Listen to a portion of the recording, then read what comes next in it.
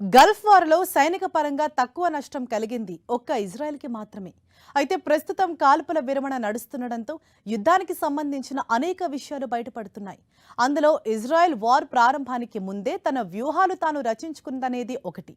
అమెరికాకు కూడా తెలియకుండా చాలా రహస్యంగా ఓ పెద్ద సైనిక స్థావరాన్ని ఇరాక్లో నిర్మించిందట. అలా పక్కడబందీగా తన పనులు తాను చెక్కబెట్టుకున్న తర్వాతే ఇరాన్పై దాడికి దిగిందని ఇప్పుడు తెలుస్తోంది. ఈ సంచలన వ్యవహారంపై ఇరాక్ ఐక్యరాజ్య సమితిలో ఫిర్యాదు చేయడంతో ఈ విషయం బయటపడింది. యుద్ధం కోసం ముందు నుంచే ఇజ్రాయెల్ మాస్టర్ ప్లాన్. ఇరాక్ ఎడారిలో సీక్రెట్ బేస్. ఇరాక్ సైన్యానికి కూడా తెలియకుండా లాజిస్టిక్స్ బంకర్ ఏర్పాటు. ఇరాన్పై యుద్ధానికి దిగక ముందే ఇజ్రాయెల్ చాలా పకడ్బందీగా వ్యవహరించిందని తెలుస్తోంది. తాజాగా వాల్ స్ట్రీట్ జర్నల్ స్టోరీ ప్రకారం ఇరాక్లోని ఎడారి ప్రాంతంలో అత్యంత రహస్యంగా ఓ బేస్ ని భూగర్భంలో నిర్మించింది. ఇది ఇరాన్పై దాడులు చేసేందుకు వాడుకుంది.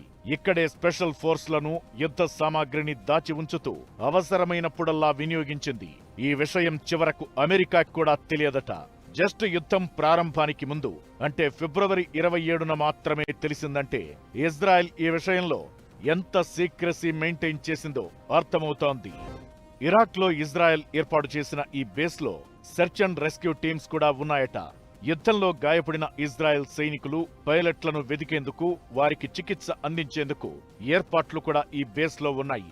ఇక్కడ ఓ సీక్రెట్ బేస్ ఉన్నట్లు ఎలా తెలిసిందంటే ఇక్కడ హెలికాప్టర్లు పదే పదే ఎగరడం, అలానే సైనికుల కదలికలను గమనించిన ఓ గొర్రెల కాపరి ఇరాక్ సైన్యానికి చెప్పాడట.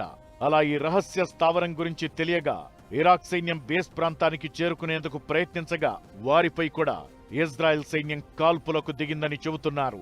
ఈ విషయంపై ఇరాక్ ఐక్యరాజ్య సమితిలో కంప్లైంట్ చేసిందని కూడా తెలుస్తోంది.